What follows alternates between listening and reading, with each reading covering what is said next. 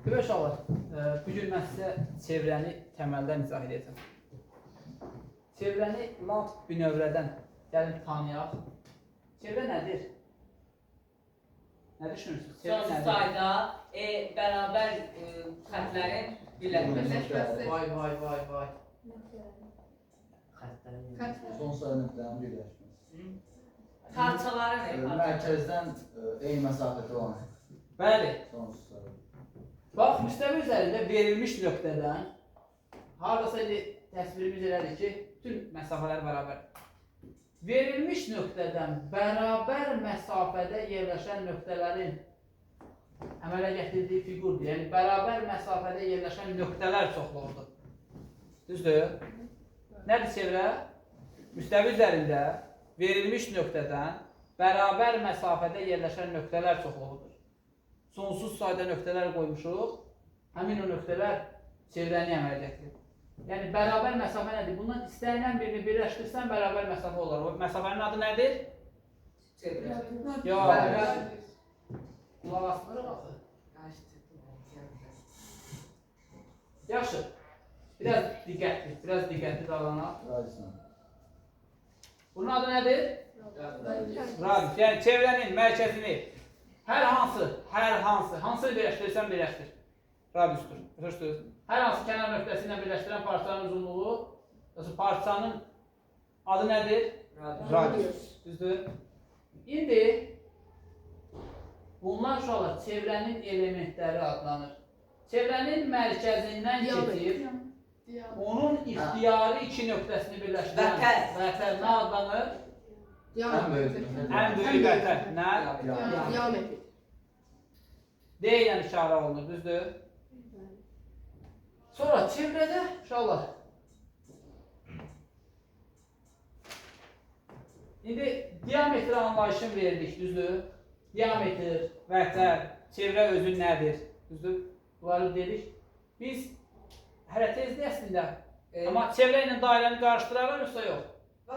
Çevrə içi boş olur, dairənin içi. Aha, belə doğru deyirlərsə çevrə içi boş olur, dairə içi dolu olur. Yəni, hə, bax, fərqi deyil. Bu çevrəni görürsünüz. Bax, hesab, bir məftil qatlamışıq, dairəvi formada, bax, beləcə. Düzdür? O çevrədir. Çevrə uzunluğa malik olur, uzunluğa. Çevrənin uzunluğu var. Görürsünüz? Amma o çevrənin hüdudladığı sahə isə, bax, bura, bütün bu sahə. Dairə sayəsində Dairədir, bəli, dairədir. Orada dairə. Bəli, bu sahə, bu ərazi, bu çevrə ilə hüdudlanan. Bu çevrə o zaman olur həmin dairənin çevrəsi. Görürsünüz? Və dairənin uzunluğundan danışa bilməzsən. Dairənin sahəsindən danışacaqsan. Görürsünüz? İndi bunu qoyub ona getməyək, sadəcə dairədən və çevrədən ayıraq dairəni çevrə ilə. Dairə sahəyə malikdir. Düzdür? Çevrə isə uzunluğa malikdir. Sanki bir kardonu çevrə cızıb üstündən kəsmişik. Bu dairədir. Düzdür? Məftili qatlamışıq. Bu nədir? Çevrədir. Anlayırdınız? Çevrə yəni içi boşdur da. Doğru dildə deyəndə içi boş deyirik. Riyazi dildə desək çevrə sahəyə malik deyil. Çox uzatmayaq. Dairəni bildik çevrə elementlərindən. Dairə çevrə elementlərindən radiusu bildik. Diametri bildik. Düzdür? Hə, bunları deyərik. Daxilə çəkilmiş bucaq, mərkəzi bucaq anlayışları var çevrədə. Mərkəzi bucaq qövsün özünə bərabərdir. Daxilə çəkilmişsə qövsün yarısına bərabərdir. Aha. Mərkəzi bucaq özü nədir? Mərkəzi təpəsi. Təpəsi harada olur? Çevrənin mərkəzində. Bəli. Bax, iki radius arasında qalan bucaqdır. Mərkəzi bucaq. Düzdür? Bu mərkəzi bucağın söykəndiyi qövs nədir uşaqlar? Bu qövsdür. Və bu mərkəzi bucaqla bu qövs eyni dərəcəyə malikdir. Yəni, qövsün dərəcə ölçüsü ilə mərkəzi bucağın dərəcə ölçüsü bərabərdir. Bəzən uşaqlar deyir, bu buna bərabərdir, elə bir şey yoxdur. Bu bir uzunluqdur, düzdür? Bu bir bucaqdır. Bunların bərabərliyindən danışa bilməzsən. Sadəcə deyəcəksən ki, bax bu mərkəzi bucağa uyğun olan qövsün dərəcə ölçüsü ilə mərkəzi bucağın dərəcə ölçüsü eyni şeydir. Hani bir deyək? Hə, daxilə çəkilmiş bucağı da bunun üstündə göstərərəm. Daxilə çəkilmiş bucağı. Təbəsi çevrənin üzərindədir. Düzdür? Söykəndiyi qövsün nə ilə bərabərdir? Bəli, yarısına. Alfa bölünsün 2, 0,5 hissəsini. Anlaya bildik? Sonra, uşaqlar, indi mən qövs anlayışını vermədən əslində qövsün üzərində iş gördüm. Bəzən sistemi yadımıza düşmür. İki radiusu mərkəzdə birləşir və onların... Hə, bunu dedik, düzdür? İndi mən demək istəyirəm ki, qövs nədir? Məsələn, bu. Qövs necə yaranır? Bilməm, radiusların çevrədən ayırdığı bir hissə. Radiusların deyək, yoxsa çevrənin iki nöqtəsini deyək? Radius ayırmır. Çevrənin ixtiyari iki nöqtəsi arasında qalan hissəsinə deyirik nə? Çevrə qövsü, düzdür? Çevrənin tən yarısı nə adlanır? 180 dərəcə yarım çevrə, düzdür? Bəli. Aha, yarım çevrə. Eşat suallara axıra qədər qulaq asın. Hələsin. Bu qövs. Qövsdür iki nöqtəsi arasında. Qövslər olur minor, bir də major, düzdür? Majorlar 180-dən böyükdür. Kiçik, aha, kiçiklər minorlardır, majorlar böyüklərdir, bəli. Bəs 180 də minor sayılır da. 180 özü yarım çevrədir. Yarım çevrədir, başa özünün adı var. Ona major və yaxud minor qövs deməyə ehtiyac yox. Dostlar, elementləri bildik, harısı anlayış verdik müəyyən qədər, düzdür? Bu onun nəyidir? Dedik, qövsüdür. Vətər haqqında burada danışdıq. Normalda uşaqlar, çevrənin ixtiyari iki nöqtəsini birləşdirsən,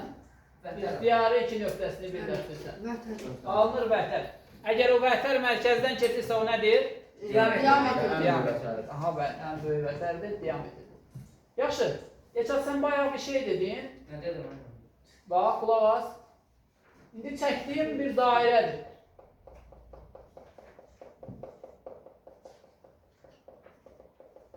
Və burada çəkdiyim bir çevrədir. Düzdür?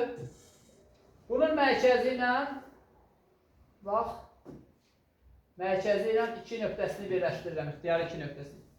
Bunlar arasında qalan hissə olur bucaq, düzdür?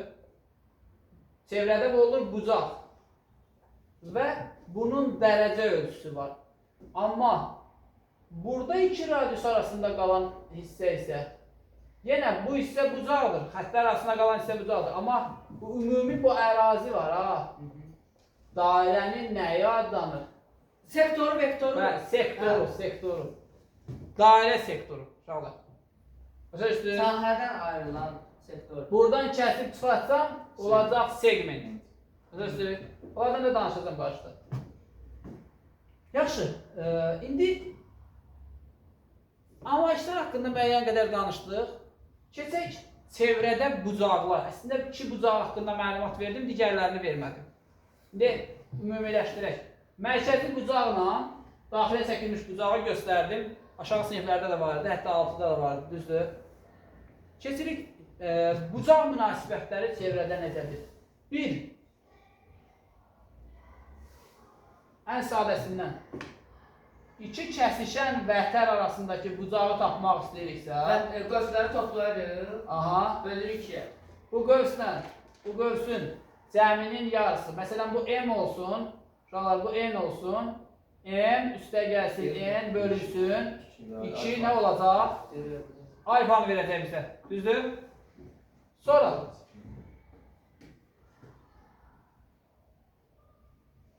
bunlar nə idi? İki kəsişən vətər idi, düzdür? Kəsişməyən vətər var. Hə, indicə belə idik də.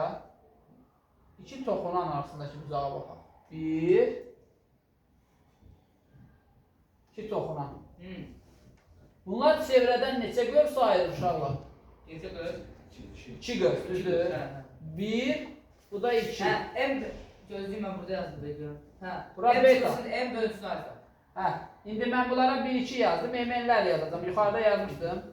Bura M yazıram, Eşat. Bura N yazıram. Tamam da N çıxılsın, M bölünsün 2. M çıxılsın, M bölünsün neçə uşaqlar?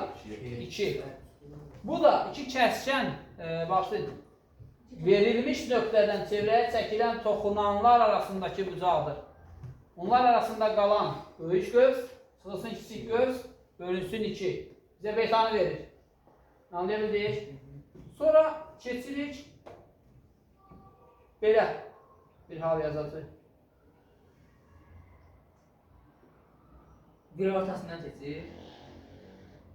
Diqqət edək burada. Elə bu da eyni qayda ilə. Burada nə tər tapacaqsınız? Alfa bərabərdir, m çıxılsın, m bölünsün 2. Bəli, yenə bura m'dir, bura n'dir. Məsələn, yerlərini dəyişdim. Bayaq nm yazmışdım. Belə yazdım. Burada da bu bucaq x olsa, x nəyə bərabərdir uşaqlar? n çıxılsın, m bölünsün 2. N çıxılsın m bölünsün 2 ilə tapılacaq. Əgər bu xətt mərkəzdən keçərsə Mərkəzdən. və bu toxunan olarsa, bu bucağı görürsünüz, alfa bucağı. Bu qövsü görürük uşaqlar, buradan buraya qədər isə. Buna deyirəm, nə? N. O zaman alfa üstə gəlsin, n uşaqlar, n onun ümumi dərəcə ölçüsünü işarələmişəm da. Bərabərdir nəyə? 180. 90-a. 90, hə, 90-a. 180 halı da mövzudur. Tamam, hə. Bəli, bunu tam çəkəndən sonra burada da bunların ikisinin cəminə bir dənə nə deyirəm? Qamma deyirəm. Qamma bərabərdir uşaqlar. İndi burada n olur. Bura m-dirsə, burada m olur, düzdür? Yox, hələ ora getmiş. Burada n-dir. Buna qamma desək, mn-lərin cəminə də n-lərin, 2 dənə n-in cəminə biz bir nə desək, m desək, hər birində fərqli işarə edirəm. Buradakı n başqa şeydir, buradakı başqa şeydir. O zaman nə yazaram? Qamma bərabərdir. Daha sonra qamma üstə gəlsin m bərabərdir 180 dərəcə. Bəlkə bu qaydanı biraz sərtinləşdirdim. Bunu demək istəyirəm uşaqlar. Bax, bu qövsü görürsünüz. Rənglədiyi hissəni görürsünüz.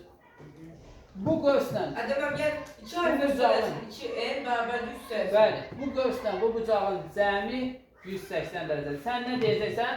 Deyəcəksən ki, çevrədə Mərkəzdən keçirsə. iki toxunan arasındakı kiçik qövslə toxunan arasındakı kiçik qövsün dərəcə ölçüsü ilə bunları bağlayın səslərimiz.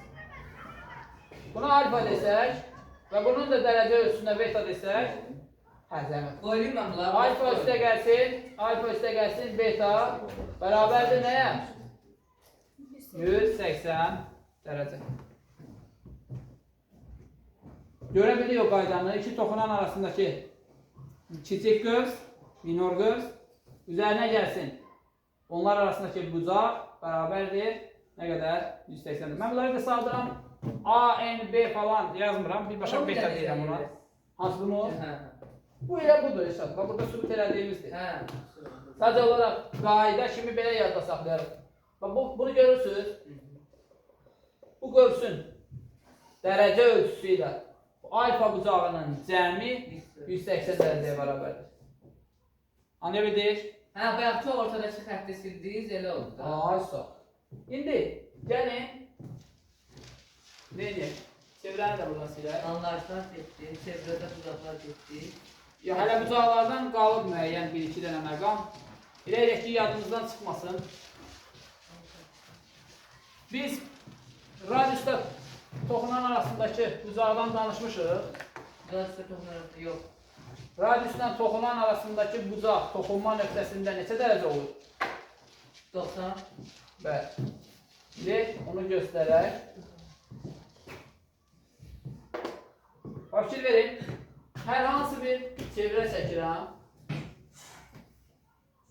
Çəkdim mi? Buna toxunan. Düzdür? Sən bura bax. Bu nədir? Radius, düzdür? Radius toxunma nöqtəsində toxunana perpendikulardır. İstəsə ispat verə bilər ya. Sadəcə vaxt məhdudiyyətini nəzərə alıram. İsbatlara sonra girəcəm. Hələ ki ehtiyac yoxdur. Radiusu da istəyirsiniz sizdən Aşağı çəkin. Bu bucaq nə qədərdir? 90 derece. Demək bundan sonra biləcəyik ki, toxunanla vətər arasındakı bucaq nə qədərdir? 90 dərəcədir. Düzdür? Yaxşı. Biz belə bir şey görmüşdük. Fərz edək ki, çevrə verilir bizə, düzdür? Belə bir toxunan var və buradan belə bir vətər çəkilir. Düzdür? Yarısına bərabər. Bəli.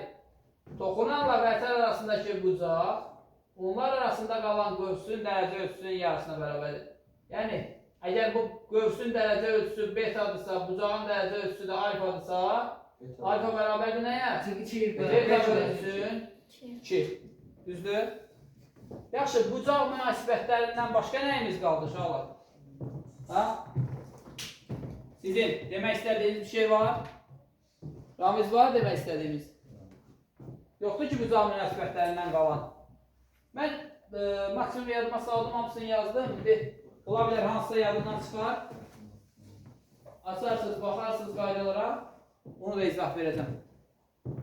Dostlar, diqqətli olun. İndi çevrədə metrik münasibətlərdən danışacağım. Metrik münasibət nədir? Yox, metrik münasibət nədir? Onu deyəcəm. Sonra çevrələrin qarşılıqlı vəziyyəti falan, onları da ayrı-ayrılıqda təhlil edəcəm. Yaxşı, istəyirsiniz çevrələrin qarşılıqlı vəziyyəti, çevrənin düz xətlə qarşılıqlı vəziyyətini deyək, sonra metrik münasibətləri deyək. İki çevrənin biri-biri ilə qarşılıqlı vəziyyəti var, bir də düz xətlə çevrənin qarşılıqlı vəziyyəti var, düzdür? Hər hansı bir çevrə çəkirəm, diqqət edin. Ola bilər ki, belə bir düz xət keçər, bu çevrəni nə kəsməz, nə toxunmaz, düzdür? Sonra, ola bilər başqa bir düz xət keçirərik belə, bu çevrəyə toxunar. Və bir də daha bir düz xət keçirə bilərik ki, o çevrəni kəsər. Toxunma nədir? Kəsmə nədir? Toxunmama nədir? Toxunma, yəni çevrə ilə bir ortaq nöqtəsi var. Aha, bir ortaq nöqtəsi varsa çevrəyə Ən toxunur. yuxarıdasında nə dediniz?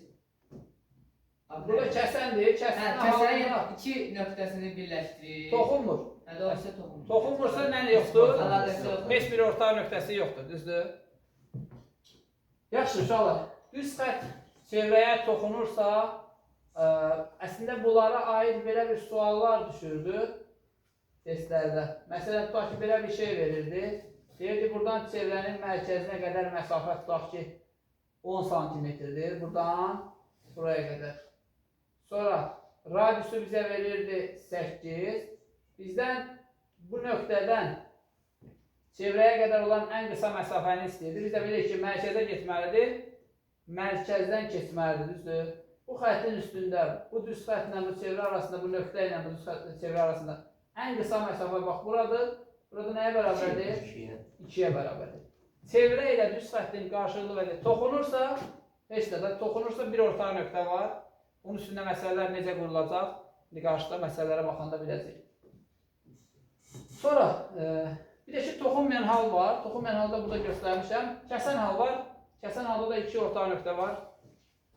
Və onlardan da danışarıq kəsənlərin münasibətlərindən, düzdür?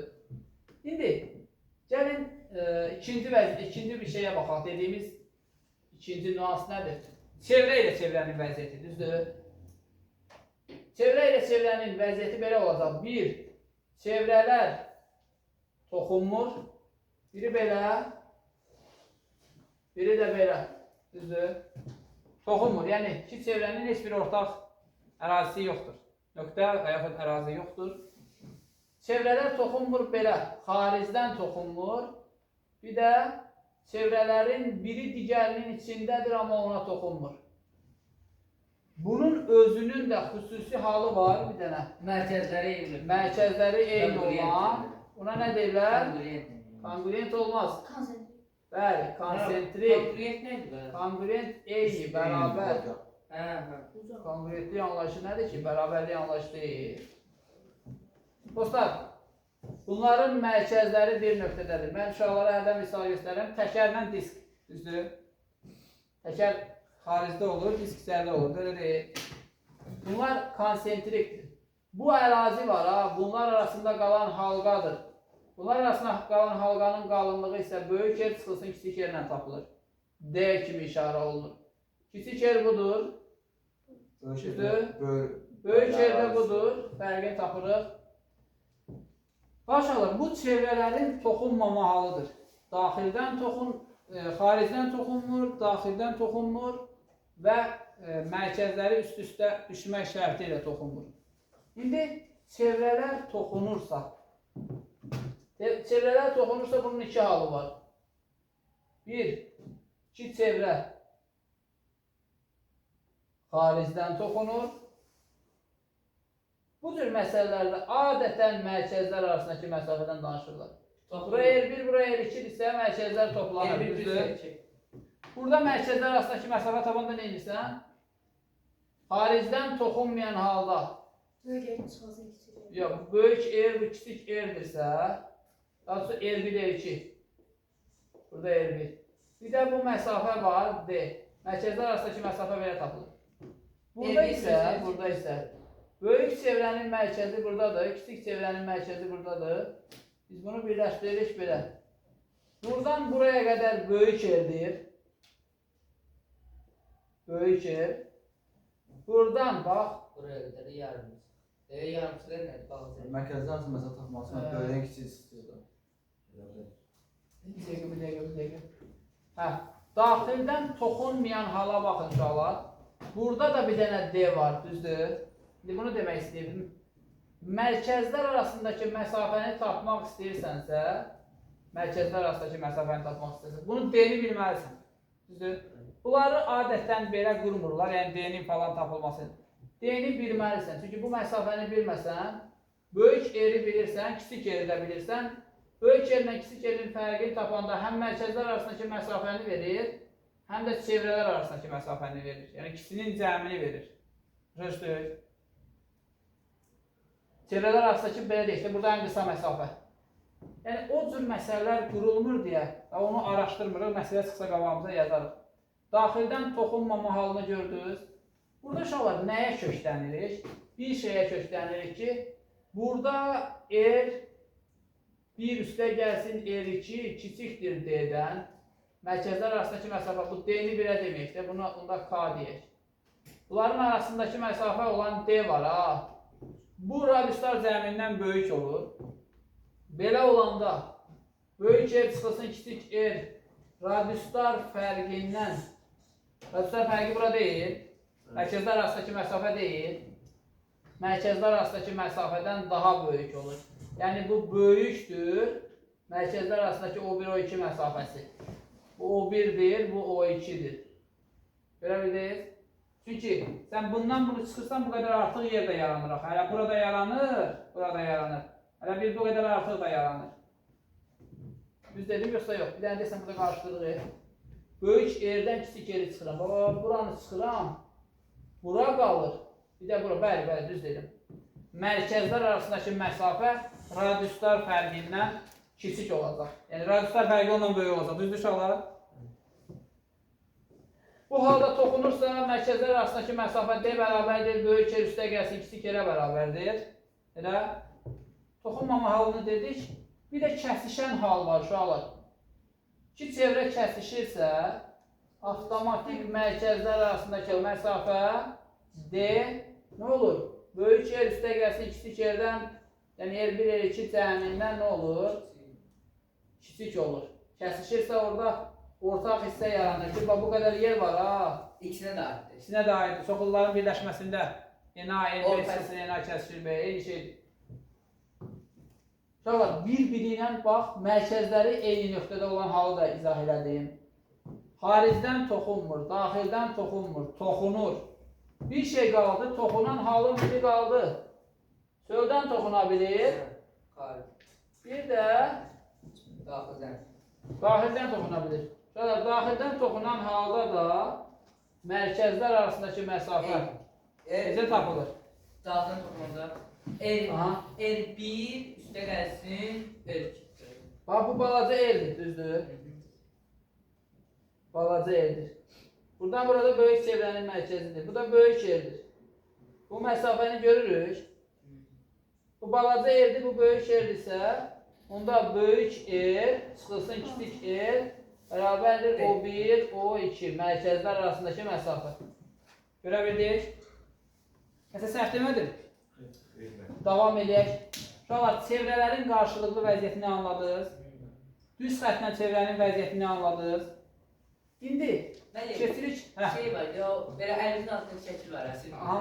Orada. Onda halqanın sahəsini istəsəydi şey olurdu da. Çevrələrdirsə, konsentrik Böyük çevrələrdirsə. kvadratı çıxılsın kiçik yerin kvadratıdır da. Böyük yerin kvadratı çıxılsın kiçik yerin kvadratı vurulsun pi. Çevrənin çevrənin yox, dairənin sahəsini tapa bilərsən. Bir də bunlar arasında qalan halqanın sahəsini soruşsa, o gərək dairələrdən söhbət edir. Başa o da ki, dairələrin sahələri fərqlidir. Böyük sahə çıxılsın kiçik sahə. Düzdür ya? Elədir. İndi bunu silirik. Uşaqlar, çevrədən metrik münasibətlərə başlayaq. Bunlar bizə nə vaxt lazım olur uşaqlar? Mərkəzlər arasındakı məsafəni verir, radiusları verir, düzdür? David. Və bizdən tələb edir şəkil hansı formadadır, yəni çevrələr hansı vəziyyətdə yerləşirlər. Ona o düsturların köməyi ilə baxa bilirik. Yaxşı, metrik münasibətlərdə nə deyərik? Metrik münasibətlərdə. Nədir metrik münasibətlər? Ən sadəsini mən yazırım. Bunu da 6-cı sinifdən bilirik. 2 vətər kəsir. Bura A-dır, bura B-dir, bura C-dir, bərabər D-dir. A vurulsun B bərabərdir C vurulsun D-yə. A vurulsun B bərabərdir C vurulsun D. Görə bilirik.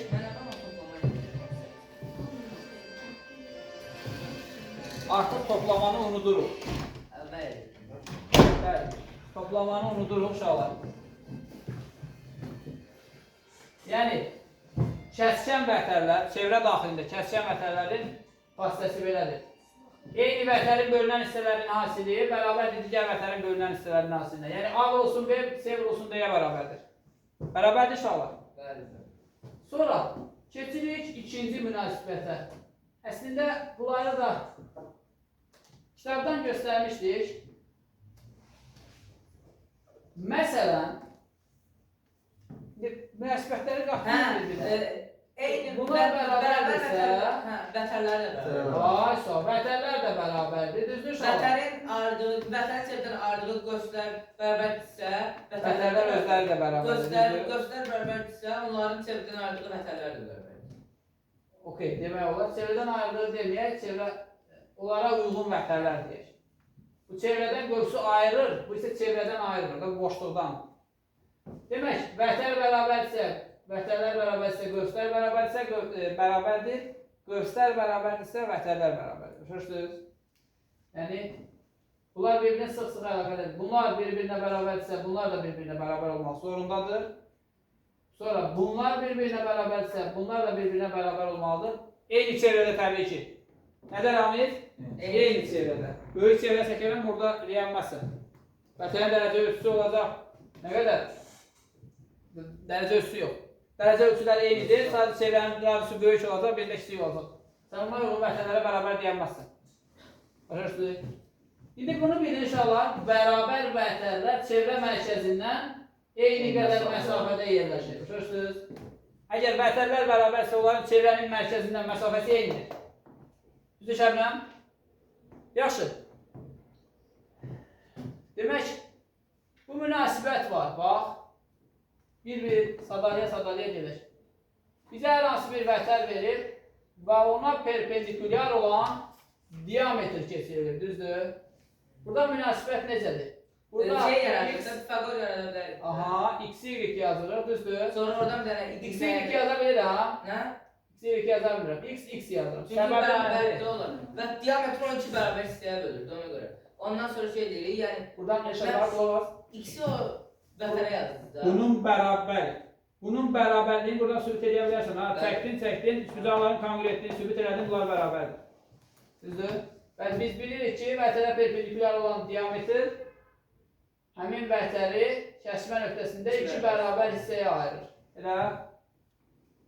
Və burada qayda necədir? Metrik münasibətləri necədir bunun? Bura x, burada x yazıram. Bura m, burada n yazıram. Dostlar görürsünüz. O zaman x Yani X n olsun, kvadratı X. kılsın, x'in kvadratı ver. Neyse. yaşar. X'i vururam x'e. Onu bildim. Bərabərdir m vurulsun n. Çevrədə bayaqçı münasibətdir. də, Elə bir budur. Ha, Zaten perpendikularlar üçün belə yazdım. Bunun buna asidir, bunun buna asidir. Demek bayağı şey. Bayaqçının elə bir xüsusi halıdır, perpendikular olan halı. Sonra başqa münasibət nədir uşaqlar? Bizə belə bir nöqtə verir. Bu nöqtədən çevrəyə bir dənə toxunan çəkir, düzdür? İndi bir tane Və kəsir bir dənə də kəsən çəkir. aşağıya koyur x, o bir tərəfə mesela y. Adətən uşaqlar, adətən bax, yaxşı, belə eləməyək. Bu bizə lazım deyil. Bizə nə deyir? Deyir ki, Yukarıda verir. vəhdət, yəni x bərabərdir. Bu y, bunun içəridə qalan hissəsinə də deyim z. Məlum qaydaya görə x kvadratı bərabərdir y vurulsun, y üstə gəlsin, X gibi. z. Y vurulsun. Y vurulsun, x üstə, x neydi? Y üstə gəlsin z, bu bütöv. Demək, toxunanın xassəsi nədir? Çevrənin, kəsənin xaricdə qalan hissəsi vurulsun bütövünə. Başa Sonra, belə bir münasibətlər var çevrədə. Əgər belə kəsişən vətənlər çəkilibsə, bura A-dır, bura B-dir, bura C-dir, bura D-dir. Qayda necə olacaq burada? A beraberde S. Yo. Necədir bunun qaydası uşaqlar? Baxın bura.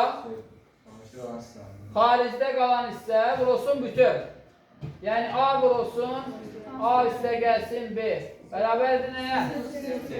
C vurulsun, C üstə gəlsin D. Başa düşə bildik? A vurulsun, A üstə gəlsin B bütöv. C vurulsun, C üstə gəlsin D bütöv. Tam başa düşdünüz məni? Bu nədir? Bu verilmiş nöqtədən çevrəyə çəkilmiş nələrin, kəsənlərin münasibətidir. Doğrudurmu? İndi baxaq görək, ola bilsin ki, hansınısa unudarıq, hansını unutduq və yaxud unutmadıq. Bunu dedik, bunu dedik, toxunan halı dedik, bunları dedik. İndi baxaq görək, hansı rastımıza yadımıza düşsə eləyəcək. İndi mən sizə nəyi izah edəcəm? Çox bucağının xaricinə çəkilmiş və daxilinə çəkilmiş. Uzaklığı yoksa çevre. Yox. Bax, belə deyə bilərik də. Dördbucaqlının xaricinə çəkilmiş çevrə, daxilinə çəkilmiş çevrə. Və yaxud çevrənin xaricinə çəkilmiş dördbucaqlı, daxilinə çəkilmiş dördbucaqlı. Eyni zamanda çoxbucaqlı. Rüşdür. Birinci başlayırıq hansından? Hansı dördbucaqlıların daxilinə çevrə çəkmək olar, hansıların xaricinə? Yox, elə basit deməyib də. Qaydası var. Düzgünlerin daxiline daxilində. Ha? Düzgünlə sanırım. Mən nə dedim sizə izah edəndə? Dedim, o dördbucaqlıların daxilinə çevrə çəkilir ki, daxilinə çevrə çəkilir ki. Düzgündür. Dördbucaqda hansı şərtlər ödənsin? Tərəflər bərabər. Yox.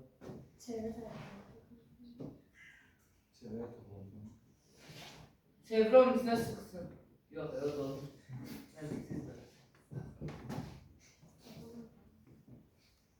Bunun izahını, geniş izahını vermişdim sizə. Tamam. Yazdan çıxartmışsınız. O çevrələrin, o dördbucaqların daxilə çevrə çəkə bilirsən ki, onların qarşı tərəflərinin cəmi bərabərdir. Bura A deyirsən, bura B deyirsən. Bura C deyirsən, bura D deyirsən. O zaman A üstə gəlsin B bərabərdir. C üstə gəlsin D. A üstə gəlsin B, C üstə gəlsin D-yə bərabərdirsə, onun daxilinə çevrə çəkmək olur. Xaricinə hansı dördbucaqların xaricinə çevrə çəkəcəksən?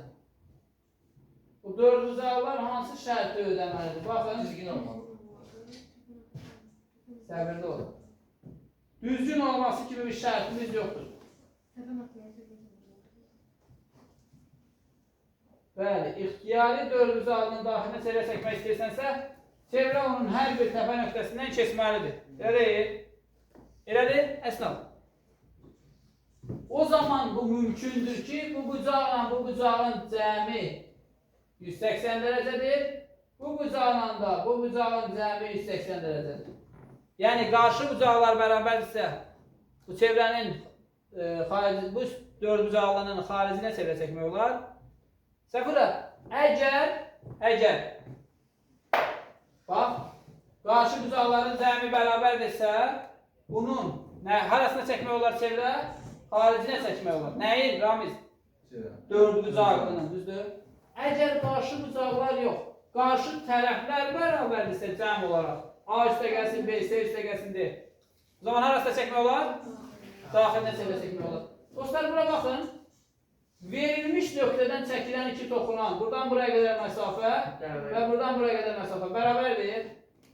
Bunlara nə deyirəm? Məsələn, M deyirəm, N deyirəm. Ev bərabər. Buradan da eyni qaydada. N. Buradan deyirəm. Z. Sonra buradan buraya qədər məsafə. R. Və baxın görün. Nə demişik? Qarşı tərəflərin cəmi bərabər olsa çevrə çəkmək olar, düzdür? İndi Ramiz kişi R üstə gəlsin, X, başda C, RC. Burada ZD. Dostum ZD yox, Bu D-ni bura niyə yazdıq? Z, bu D-ni harada yazmışdı? Yəqin qalmışdı. Sözünü də yazmışdı. Hə.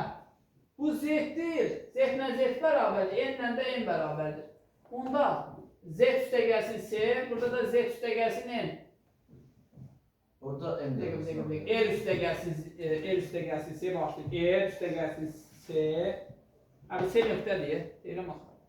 Axıram nəsə bir şeylər düz getmir. O da nöqtədir, nöqtədir da nöqtədir. Biz bunları qoymayaq. Niyə qoyuruq ki? Dostlar, üzülü bilinə bunları qarışdırdıq. Əvvəlcədən demişdik ki, tərəflərin cəmi A üstə gəlsin B, C üstə gəlsin D-yə bərabərdir. Düzdür, unutdum onu. Sonra ayarlayabilmədim ondan. Bunların cəmi bərabərdir. İndi mən bunu hissələrə böldüm. A-nın hissələrinə Z və R dedim. C-nin hissələrinə R və M dedim. Başa düşdünüz. Buna görə R üstə gəlsin M, üstə gəlsin, Z üstə gəlsin N. Bərabərdir. Paylaşına baxın. R üstə gəlsin, Z üstə gəlsin, N üstə gəlsin. Burada M'dir. A. M. Görebilirsiniz. Fikir verin.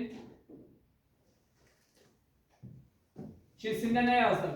R üstə gəlsin Z, M üstə gəlsin N, M üstə gəlsin M. Görürsünüz? Bax, R ilə R eyni şeydir. M ilə M eyni şeydir. Bunlar eyni, bunlar eyni. Özüm üstündən xətt çəkdim. Bərabərliyini görə bildik, ispat edə bildik. Hardan ispat elədik? Verilmiş nöqtədən çevrəyə çəkilmiş iki toxunanla, düzdür? Toxunma nöqtələrinə qədər məsafələr bərabərdir. Mən oradan göstərdim və bunu sübuta yetirdim. Yaxşı. İndi bildik ki, dörd bucaqların xaricinə və daxilinə nə zaman çevrə çəkiləcək? Ramiz, bilə bildik? Dostlar, üç bucaq ümumiyyətlə özü çox bucaqlının xüsusi halıdır da. 3 dənə bucağı, 3 dənə tərəfi, 3 dənə təpəsi olan çox bucaqlıdır. Üç bucağın daxilinə də, xaricinə də çevrə çəkmək olur. Məhdudiyyət yoxdur. Başa. Bax, normalda biləsiniz, üç bucağın xaricinə çevrə çəkirsənsə, bu çevrənin mərkəzi haradadır o ya? Tərəflərin dedin, orta perpendikulyarlarının kəsişmə nöqtəsində, düzdür? Xaricə çəkilmiş çevrənin mərkəzi buradadır. Amma daxilə çəkilmiş çevrənin mərkəzi isə belə bir bu çevrə çəkilir. Üç bucağı nə edirəm? Onun xaricinə çəkiləm. O şəkli bu şəklin içinə saldım. Biraz fikir verməyin orada. Median ise tənbölən və buradan da tənbölən gətirsək, tənbölənlərin kəsmə nöqtəsi oldu, daxilə çəkilmiş çevrənin mərkəz nöqtəsi. Başa düşdük? Yaxşı. Və bizə qaldı çevrənin uzunluğu, çevrə qövsü. Ondan da danışaq, çox da uzun uzadı danışmaya qalan məsələlərdə qarşıdakı günlərdə izah verərik. Hansında çətinliyimiz olsa suallar üstündə izah edin. Demək dostlar, çevrənin uzunluğu L bərabərdir 2 pi-r üsuluna hesablanır. 2r'in yerinə D yazsaq, pi-d də yazmaq olur, düzdür? İsbatına getmirik. Yəni ki, Dilimlərə bölünmüş də, yadınıza gəlir. Çevrəni bölmüşdülər dilimlərə, düzbucaqlı parallelogram formasına salmışdılar. Yekunda onun sahəsini tapdıq, düzdür? Elə tapmaq olar. Sonra L-i bildik. Bir də bizə deyir ki, çevrə qövsü. Çevrə qövsünün uzunluğunu tapanda həmin çevrəyə uyğun, həmin qövsə uyğun dərəcə olur alfa. Alfanı bölürsən 360-a. Vurursan nəyə? 2pi-rə. Yəni həmin dərəcəli qövs ümumi çevrənin hansı hissəsini təşkil edir? Tapdın. Sonra ədədin hissəsinin tapılmasıdır. Ədəd budur, onun bu qədər hissəsi. Sonradan bu düsturda belə bir dəyişiklik olur. Bunlar gedir. 180 qalır burada. Pi-r alfa. Alfa da buradakı mərkəzi bucaqdır. bu həm də qövs uzunluğu. Bəli, bu qövsün uzunluğu budur. Çevrənin uzunluğu yuxarıdakıdır. Onun qövsünün uzunluğu. Qövs nədir Rəşad? Bax. Bayaq göstərdiyimiz düzdür. İstəsən bu nöqtələri qoymazsan heç. Of 360'lıqdır. Buranı görürük. Bu qövsdən söhbət edirəm. Bunun uzunluğunu bilmək üçün mənə lazımdır bu radiusu biləm. O zaman R vurulsun. Bir də alfanı biləm, düzdür? Alfa. R vurulsun alfa. Pi-r alfa. Pi-r alfa. Pi vurulsun, R vurulsun alfa bölünsün 180 dərəcədən taparıq. Burada ölçüləri özümüzdən vermədik. Müəyyən qədər anlayış verə bildik çevrədən. Yaxşı. Bu qədər hələ ki, indi suallarla davam edək.